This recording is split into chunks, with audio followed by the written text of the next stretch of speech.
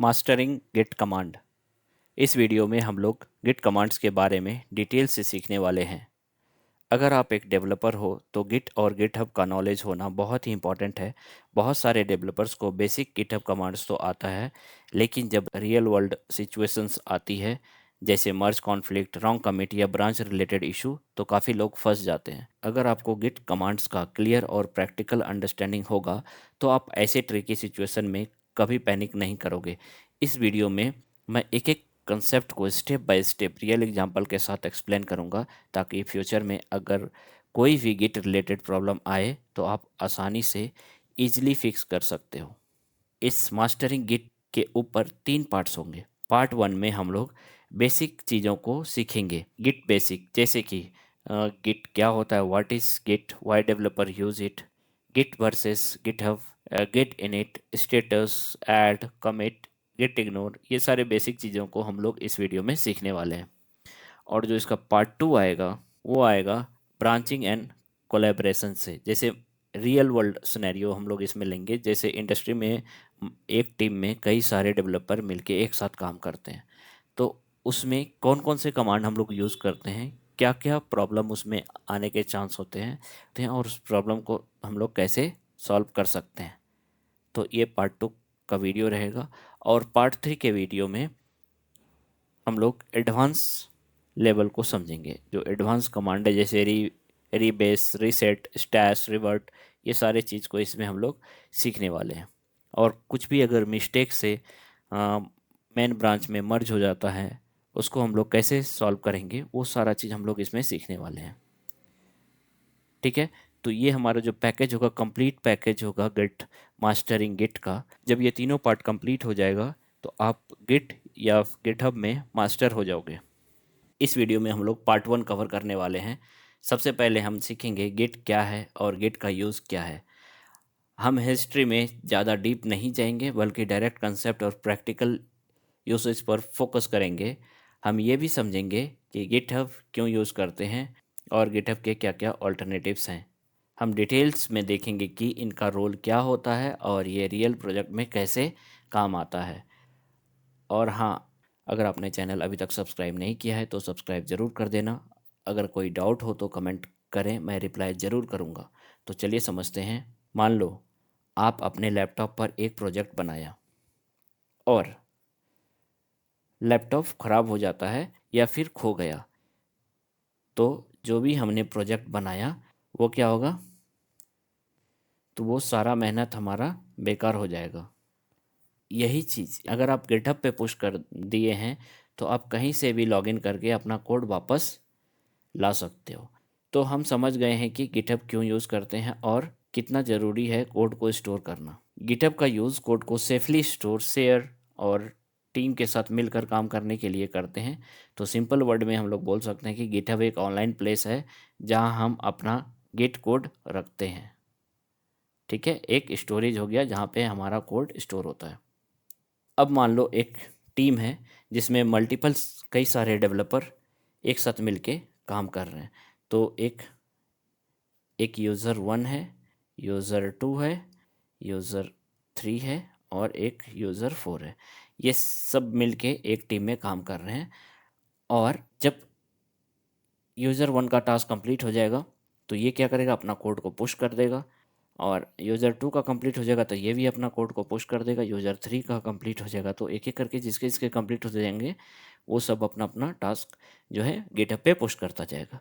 तो multiple user एक project पे काम कर सकते हैं और सब कोड जो है एक साथ मर्ज हो सकता है।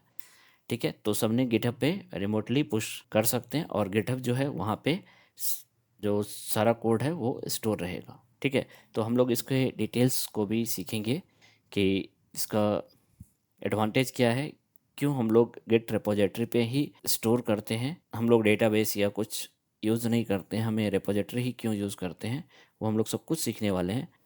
तो गिटहब जो होता है हमारा, इसको हम लोग वर्जन कंट्रोल भी बोलते हैं। तो ये हमारा गिट के अब क्या हुआ, ये हमारा एक वर्जन कंट्रोल हुआ जिसमें ये वर्जन जितने भी कोड पुश हुए हैं उसका सारा का वर्जन वो मेंटेन करता है। गिट लॉग से हम सारा हिस्ट्री चेक कर सकते हैं। ठीक है, तो जितने बार भी हम लोग कोड यहाँ पे पुश करते हैं, हर पुश का वो सबका वर्जन मेंटेन करते आता है।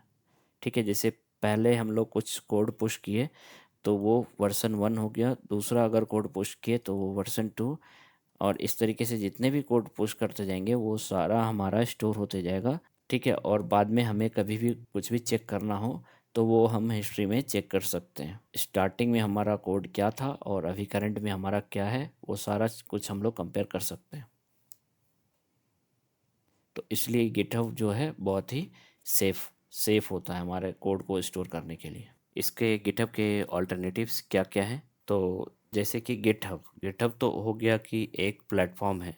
ठीक है, और गिट क्या है? गिट कमांड जो होता है वो गिट एक टूल है जो कि हम इसको कमांड के थ्रू रन करते हैं। तो यहाँ पे जो भी इंस्ट्रक्शन देते हैं तो कोड जो हमारा है गिट कमांड से हम लोग कोड को पुश कर सकते हैं गिटहब पे।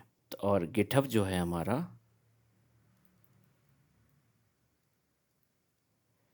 गिटहब क्या है? एक प्लेटफॉर्म है। ठीक है, जहाँ पे हम लोग गिट को यूज़ करते हैं। तो गिट कमांड के थ्रू हम लोग कोड को पुश करते हैं गिटहब प्लेटफॉर्म पे। गिटहब का पॉपुलर अल्टरनेटिव क्या क्या है? जैसे हो गया हमारा ये गिट लैब हो गया, कंपनीज, बहुत सारी कंपनीज गिट लैब यूज़ करती है। बिट बकेट, तो कई सारे लोगों ने बिट बकेट भी यूज़ किया होगा आप में से। और इसका जो यूज होता है ये जीरा के साथ बहुत ही, जो जीरा जहाँ पे हम लोग टास्क क्रिएट करते हैं तो उसके साथ ये बहुत ही अच्छे से इंटीग्रेट होता है। अगर माइक्रोसॉफ्ट का प्रोजेक्ट हो तो उसके लिए हम लोग एज़्योर रेपो यूज़ कर सकते हैं। ठीक है, तो ये इसके ऑल्टरनेटिव्स हुए। अब हम लोग क्या करेंगे, गिटहब रेपो बनाएंगे और एक फ़ाइल बना के गिटहब रेपोजिटरी पे हम लोग पुश करेंगे। फिर हम आगे एक एक स्टेप को, सारे कमांड को समझेंगे। तो इस फोल्डर में जैसे हमने एक फ़ोल्डर बना लिया, उसके अंदर क्या करेंगे, एक कोड बना लेंगे, या फिर हम लोग क्या करते हैं एक टेक्स्ट फाइल बना लेते हैं, इसको गिटहब पे पुश करेंगे। तो ये हो गया, एक फ़ाइल बना लेते हैं index dot T x T नाम से ही हम लोग एक फ़ाइल बना लेते हैं। और इसमें हम लोग क्या करेंगे, हम लोग विजुअल स्टूडियो कोड ओपन कर लेते हैं। तो इसी फोल्डर में हम लोग ओपन करने के लिए क्या करेंगे, कोड स्पेस डॉट, तो यहाँ से वी एस कोड हमारा ओपन हो जाएगा। ये हमारा फाइल है, यहाँ पे हम लोग लिख देंगे, इसको क्लोज कर देते हैं हम लोग, बिल्ड विथ एजेंट ये।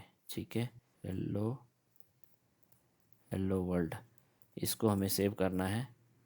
ठीक है, तो हम लोग पहले कमांड देखेंगे, फिर हम लोग उसको एक एक करके समझेंगे अच्छे से। तो हम लोग आ गए हैं गिटहब पे, स्लैश न्यू करेंगे तो हमारा रिपोजिटरी क्रिएट करने के लिए आ जाएगा। यहाँ पे यूज़र नेम है और रिपोजिटरी नेम में हम लोग डाल देंगे pnb git डेमो। तो ये डालने के बाद क्या करेंगे, जो डिफ़ॉल्ट है, अगर आप अपना कुछ प्राइवेट एप्लीकेशन बना रहे हो, अगर उसको कोई ना देख सके तो उसको आप प्राइवेट भी यहाँ से कर सकते हो। तो हम लोग इसको पब्लिक ही रखेंगे अभी, क्रिएट रिपोजिटरी, जो डिफ़ॉल्ट है उसमें कुछ भी चेंज नहीं करा। तो जैसे ही करेंगे तो ये क्या करेगा, तो यहाँ पे वो इनिशियल सेटअप के लिए कमांड दे देंगे कुछ। ठीक है, हम वो कमांड यूज़ कर सकते हैं आराम से। या फिर अगर हमारा एग्जिस्टिंग रिपोजिटरी है तो अगर इस एग्जिस्टिंग कोड है, इस रेपो में हमें पुश करना है, तो उसके लिए यहाँ पे कमांड डाला हुआ है। ठीक है, तो अब हम लोग क्या करेंगे, create a new repository on the command line. तो यहाँ से हम लोग, अगर हमारा नया प्रोजेक्ट है, ये हमने मान लो अभी एक रिपोजिटरी बनाया और उसके अंदर कुछ भी नहीं है, तो हम लोग क्या कर सकते हैं, इस कमांड इको और जो भी यहाँ पे टेक्स्ट लिखेंगे वो हमारा readme dot M D file में सेव हो जाएगा। और गेट इनिट करेंगे तो जो भी हमारा वर्किंग डायरेक्टरी है जहाँ पे ये रन कर रहे हैं, जहाँ पे ये प्रोजेक्ट हुआ, वहाँ पे गिट इनिशलाइज हो जाएगा। तो गिट इनिट क्या करता है, एक कोई भी नॉर्मल फोल्डर को गिट रिपोजिटरी बना देता है, फिर वहाँ पे हम लोग कोई भी गिट कमांड रन कर सकते हैं। तो अभी ये जो है कोड, हाँ इससे पहले सबसे पहले हम लोग चेक कर लेंगे कि हमारे पास गिट इंस्टॉल्ड है या नहीं। तो गेट हाइफन हाइफन वर्सन डालेंगे तो यहाँ पे हमारा वर्सन आ जाएगा। अगर आपके सिस्टम में ये नहीं दिख रहा है तो यहाँ से गिट डाउनलोड फॉर विंडोज़ या मैक हो, जो भी सिस्टम हो वहाँ से इंस्टॉल कर सकते हैं यहाँ पे। तो विंडोज़ के लिए ये सेक्शन से सेलेक्ट कर सकते हैं और मैक ओएस के लिए ब्रीव कमांड रन कर सकते हैं। लिनक्स के का जो कमांड है लिनक्स के लिए वो यूज़ कर सकते हैं। ठीक है, तो मैंने ऑलरेडी इंस्टॉल कर लिया है। तो क्या करेंगे अब हम लोग सबसे पहला जो है, ये जो हमारा फोल्डर है गिट कमांड डेमो, इसको हम लोग गिट रेपोजिटरी बनाएंगे लोकल में। तो इसको बनाने के लिए क्या करेंगे, ये कमांड रन करते हैं। ठीक है, यहाँ पे देखना भी कुछ नहीं है, लेकिन जैसे ही हम लोग गिट इनिट करेंगे तो हमारा यहाँ पे गिट फोल्डर बन गया। अब यहाँ पे हम लोग कोई भी गिट कमांड हम लोग रन कर सकते हैं। इसको ये क्रिएट होने, ये गिट इनिशलाइज होने के बाद अब यहाँ पे लोकली भी ये हिस्ट्री को ट्रैक कर पाएगा। जो भी कमांड हम लोग डालेंगे, जैसे गिट लॉग से हम लोग गिट लोकल का हिस्ट्री चेक कर सकते हैं कि क्या क्या कोड में हमने चेंज किया है, वो सारा कुछ।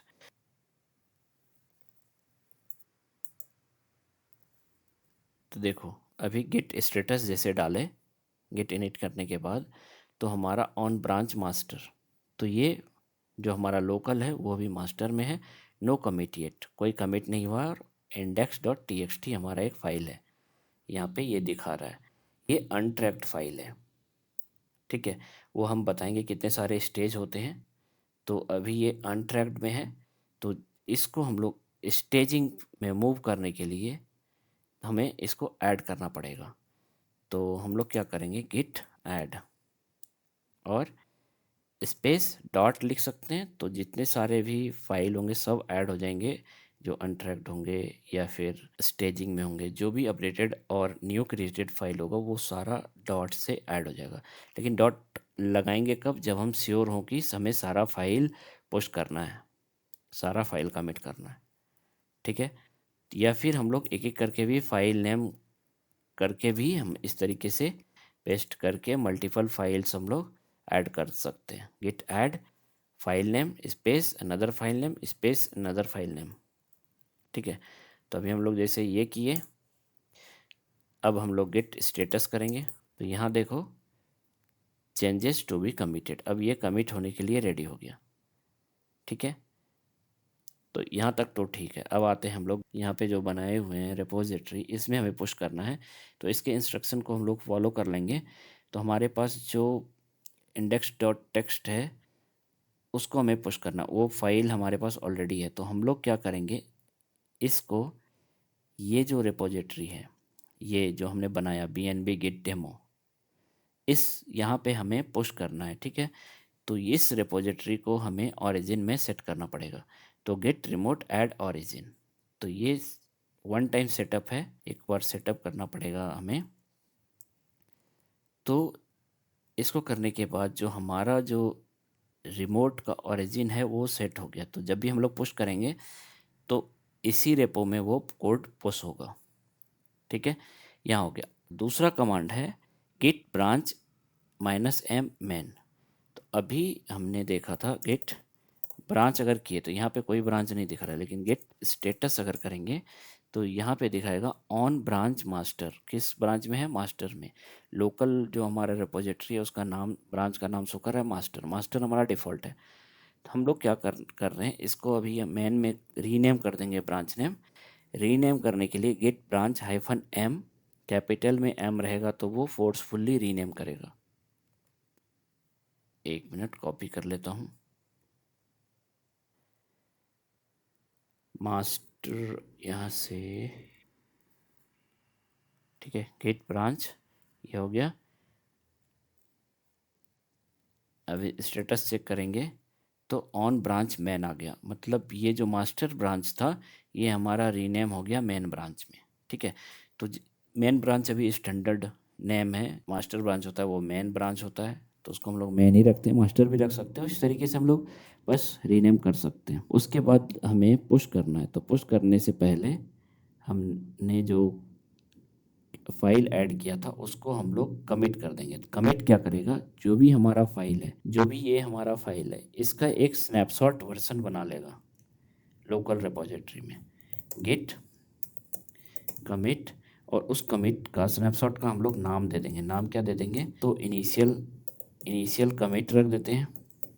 ये सही तरीका नहीं है मैसेज, कमिट मैसेज नाम लिखने का। जनरली क्या होता है, जब हम लोग बड़े लेवल पे काम करते हैं तो कमिट मैसेज, जो भी अपना टास्क है वो प्रॉपर टास्क वहाँ पे वो कमिट आईडी होना चाहिए, क्या हम काम किए हैं इस कमिट में, तो वो चीज़ यहाँ पे डालना होता है। जब भी कोई भी रिव्यू करने जाए तो वो कमिट के नाम से ही समझ में आ जाए कि कौन सा कमिट किस काम के लिए था, कौन सा चेंजेस कौन से काम के लिए था, वो कमिट मैसेज से ही पता चल जाएगा हिस्ट्री में।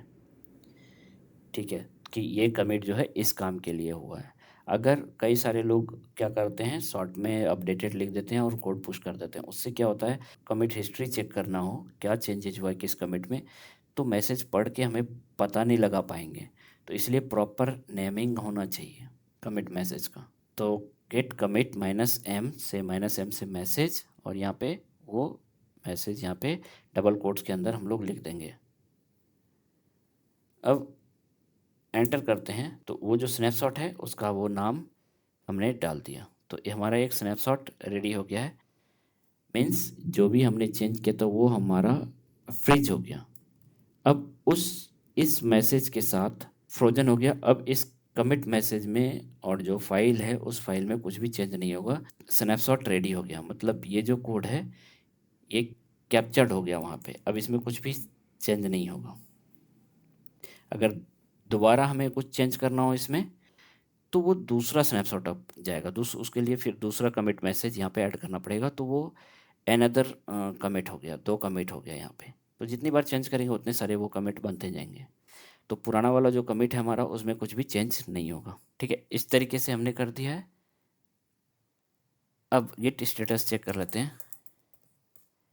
यहाँ पे बोल रहा है on branch main nothing to commit, working tree is clean. तो अब इसमें कमिट करने के लिए कुछ नहीं है। हमारा जो चेंजेस था लोकल में वो ऑलरेडी हमारा एक स्नैपशॉट रेडी हो गया है। अब हमारा कोई चेंज नहीं है। ठीक है, हम लोग अब क्या करेंगे, इसको पुश करेंगे अपने रिपोजिटरी पे, गेट पुश। तो जैसे ही पुश करेंगे तो यहाँ पे हमें एक ऑप्शन दे देगा, git push set upstream origin main, या फिर -u करके भी कर सकते हो। यहाँ पे git push -u origin main इस तरीके से डाला हुआ है, तो दोनों में से कोई भी काम करेगा। तो हम लोग क्या करते हैं, इसको कॉपी करेंगे और एंटर कर देंगे। इससे क्या होगा कि हमारा कोड जो है वो पुश हो गया। यहाँ पे अभी कोई फाइल नहीं था, जैसे रिफ्रेश करेंगे तो हमारा कोड यहाँ पे आ जाएगा। देखो यहाँ पे index.txt आ गया। इसको ओपन करेंगे तो हेलो वर्ल्ड यहाँ पे हो गया, हम देख पा रहे हैं। तो यहाँ पे मैसेज आ गया हमारा इनिशियल कमिट। ठीक है, और यहाँ से जब चेक करेंगे git log, तो यहाँ भी हमारा एक इनिशियल कमिट यहाँ दिखा रहा है, और डेट किस टाइम पे हुआ था वो भी दिखा रहा है, डेट टाइम। नेक्स्ट हम लोग क्या करेंगे, अब इसी फाइल में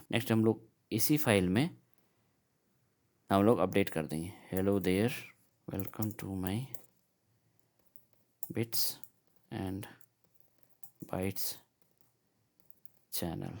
ये रख दिए, सेव कर दिए। सेव करने के बाद यहाँ पे गेट स्टेटस करो, यहाँ पे इंडेक्स हुआ तो हम लोग क्या करेंगे, ऐड कमिट पुश, ये 3 चीज़ हमें करना है। तो add commit push, add commit push, add commit push, यही करना होता है नॉर्मल वे में, अगर हम लोग सिंपल करना है तो। अगर हमें देखना है कि ये जो रेड दिख रहा है changes not stage for commit, अभी स्टेज नहीं हुआ है, तो हमको क्या करना है, अभी कमिट के लिए अभी स्टेज नहीं हुआ है तो सबसे पहले हमें ऐड करना पड़ेगा। हम लोग बिना ऐड किए कमिट नहीं कर सकते। ऐड में हम लोग या तो फाइल नेम दे सकते हैं या फिर डॉट। डॉट मीन्स जो भी मॉडिफाइड या न्यू क्रिएटेड फाइल है वो सारा क्या हो जाएगा, ऐड हो जाएगा। अब गेट स्टेटस करके देखते हैं।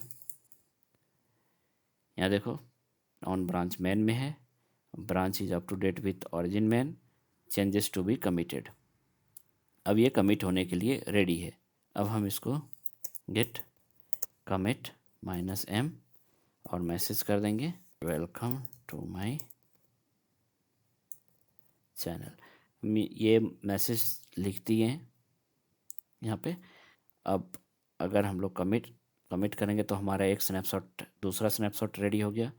गिट लॉग से हम लोग चेक कर सकते हैं, एक हमारा था इनिशियल कमिट और जो लास्ट वाला है वो ऊपर आएगा यहाँ पे, वेलकम टू माय चैनल, ये हमारा। और यहाँ पे ये जो नंबर है ये उस कमिट का आईडी है, उस स्नैपशॉट का वो आईडी है, ये हमेशा यूनिक रहेगा। ठीक है।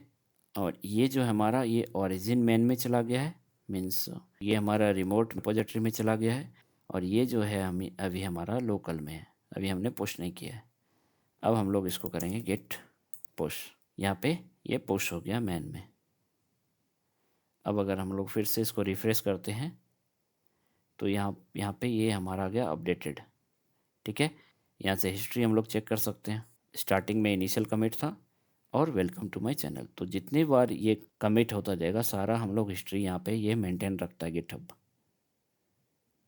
ठीक है, कि कौन से हिस्ट्री में क्या था। अगर इस हिस्ट्री को व्यू कमिट डिटेल्स अगर हम लोग चेक करना चाहें तो यहाँ पे हमें दिख जाएगा कि ये पुराना वाला भी हमारा प्रेजेंट है ये फाइल, और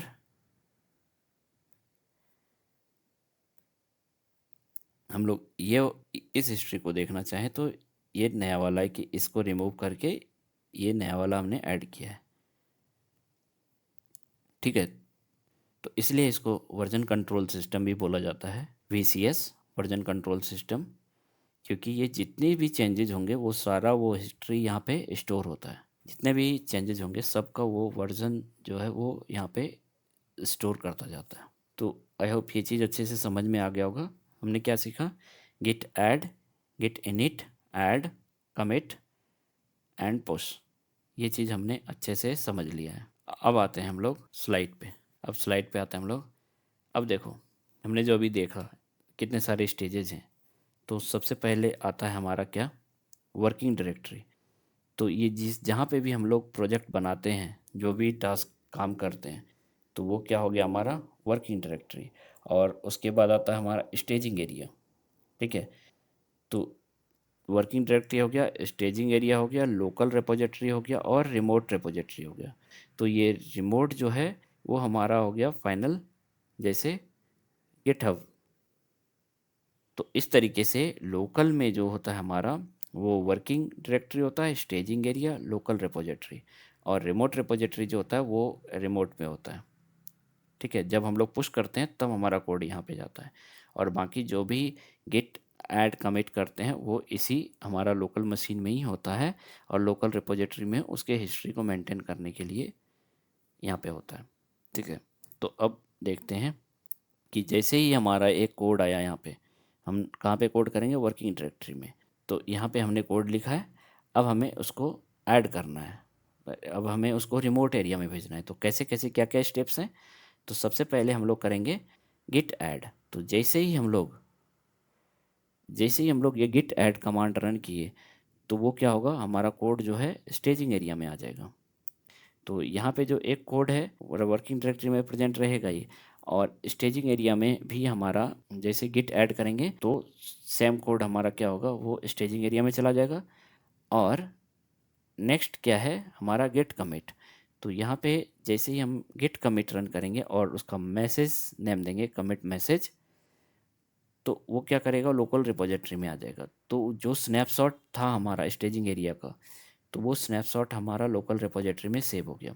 तो वो यहाँ पे एक कमिट आईडी के साथ वो सेव हो जाएगा, एक कमिट आईडी के साथ सेव हो जाएगा, जो हैश कोड में उस वो आईडी होता है, यूनिक आईडी में सेव हो जाता है। फिर जैसे दूसरा कमिट आएगा फिर से वो एक अनदर फाइल वो सेव कर देगा। ठीक है, जितने सारे कमिट होते जाएंगे उतना सारा वो मल्टीपल फाइल सेव करता जाएगा, और सबका एक यूनिक आईडी रहेगा। ठीक है, और फिर जैसे ही हम लोग पुश परफॉर्म करेंगे गेट पुश, तब जाके वो हमारा रिमोट रिपोजिटरी में जाएगा। तो रिमोट रिपोजिटरी क्या हुआ, जैसे हो गया हमारा गिट हब। तो ये हो गया, तो working directory, staging area, local repository ये हमारा लोकल मशीन में होता है, और रिमोट एरिया रिमोट में हमारा रिमोट रिपोजिटरी होता है। तो गेट पुश से हम लोग वहाँ पे पब्लिश कर देते हैं, जो भी हमारा चेंजेस है वो यहाँ पे पब्लिश कर देते हैं। ठीक है, आई होप ये चीज़ हमें समझ में आ गया होगा। तो लोकल मशीन में हमारा होता है ऐड, फिर होता है कमिट, एंड देन यहाँ पे होता है पुश। ठीक है। व्हेन, नाउ यहाँ पे समझो, when we run git init, the project come under git tracking and local git repository is created। तो git init जब भी हम लोग रन करते हैं तो लोकल जो भी प्रोजेक्ट है वो कम्स अंडर कहाँ आ जाएगा, गिट ट्रैक करने के लिए आ जाएगा, और लोकल गिट रिपोजिटरी हमारा क्रिएट हो जाएगा। हमने जो भी फोल्डर में हमने गिट इनिट रन किया वहाँ पे एक डॉट गिट नाम का एक फ़ोल्डर क्रिएट हो जाएगा, और जो हमारा लोकल फोल्डर है वो लोकल गिट रिपोजिटरी की तरह बिहेव करेगा। वो वहाँ पे हम लोग गिट का कमांड रन कर सकते हैं, जैसे गिट स्टेटस, गिट लॉग। तो वो एक लोकल गिट रिपोजिटरी हो गया, तो जहाँ पे स्नैपशॉट वगैरह स्टोर होगा। और यूजिंग गिट ऐड, जैसे ही हम लोग ये गिट ऐड करेंगे तो moves the selected file to staging area. तो जो भी फाइल को गिट ऐड करेंगे वो हमारा कहाँ चला जाएगा, स्टेजिंग एरिया में। ठीक है। तो सबसे पहला है हमारा वर्किंग डायरेक्टरी से स्टेजिंग एरिया में, फिर गिट कमिट जैसे करेंगे तो गिट कमिट करने के बाद snapshot of stage file into local repository, stage area में जो भी है उस फाइल का एक स्नैपशॉट बना के लोकल रिपोजिटरी में पुश कर देगा विथ कमिट मैसेज। ठीक है। एंड फाइनली जब भी हम लोग गिट पुश करेंगे तो जो भी लोकल कमिटेड स्नैपशॉट था वो रिमोट एरिया में पुश हो जाएगा, सच एज गिटहब हुआ, गिटलैब, बिटबकेट, ये सब। ठीक है। तो आई होप ये चीज़ समझ में आ गया होगा अच्छे से। अब हम लोग मिलते हैं इसके पार्ट 2 वीडियो में। गिट बेसिक में अभी तक हमने क्या समझा, हमने गिट इनिट, गिट क्या होता है, गिटहब में क्या डिफरेंस है, ऐड हमने समझ लिया, कमिट, पुश, और एक जो स्टार्टिंग का है गिट इनिट। ठीक है, ये समझ लिया। अब हम लोग मिलते हैं पार्ट 2 के वीडियो में, जिसमें हम लोग ब्रांचिंग एंड कोलैबोरेशन के बारे में समझेंगे। कुछ भी डाउट हो तो हमें कमेंट सेक्शन में बताएं, हम उसका रिप्लाई ज़रूर करेंगे। Thank you.